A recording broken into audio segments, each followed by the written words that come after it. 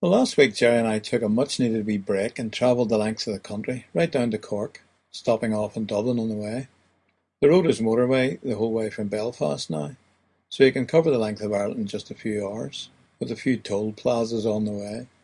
We had a great meal in the centre of Cork City at a restaurant called the Strasbourg Goose. Don't ask me for directions, but I think it's just off the main Patrick Street. Our host Doug then took us to a very small pub upstairs where they have a great collection of unusual beers, lots of blonde beer, and a draft stout called Dark Rocket, which tastes a bit like Murphy's, only with a stronger flavour. If you like stout, then Cork City is a great place to be, with two locally brewed varieties, Murphy's and Beamish, each quite distinct from Dublin's Guinness. You'll have to make up your own mind as to which you prefer. Myself, I like them equally, but it's great to have a bit of variety.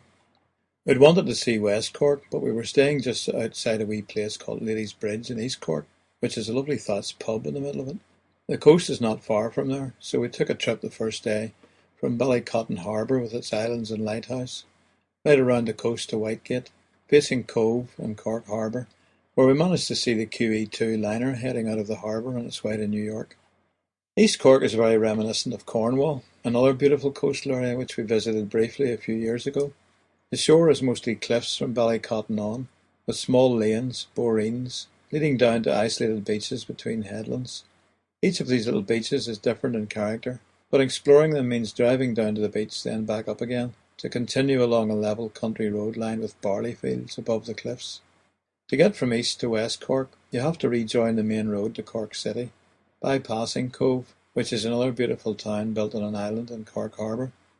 The road now goes through a new tunnel under Cork's two rivers and continues as a south ring around the city. Eventually you turn south off this and you're immediately back in the countryside. West Cork is a part of Ireland I've never been to before, and I was slightly disappointed to discover that there are a few small harbours along the coast. In fact, most of the towns are large and slightly inland from the sea. We only got as far as Clonakilty that first evening, which has a beautiful, sheltered and still sea inlet, which just touches the outskirts of the town. There's a river through the middle of the town, of course, and the narrow streets criss-cross it, as do several buildings. We were looking for a pub called Antibeg, which means the wee house, boasting Irish music every night, but being September, it was actually closed until the weekend. Ever resourceful, we managed to find another pub on the main street, the Barras, which had a collection of fiddles and other instruments on the wall, a good sign, and some live acoustic music later on. The next day we were off to the far west, to Glengarriff on Bantry Bay, a great place if you're a tourist wanting to buy stuff. Its main attraction being the Italian gardens out on Garnish, or Garden Island, reached by a small boat. After a wee nap, we headed on to the fishing port of Castletownborough on the Barra Peninsula, which has a small car ferry which will take you out to the large Bar Island. Castletownborough is the home of the now famous McCarthy's Bar, and across from where I had a great feed of freshly made chowder, and another pint of Beamish, of course.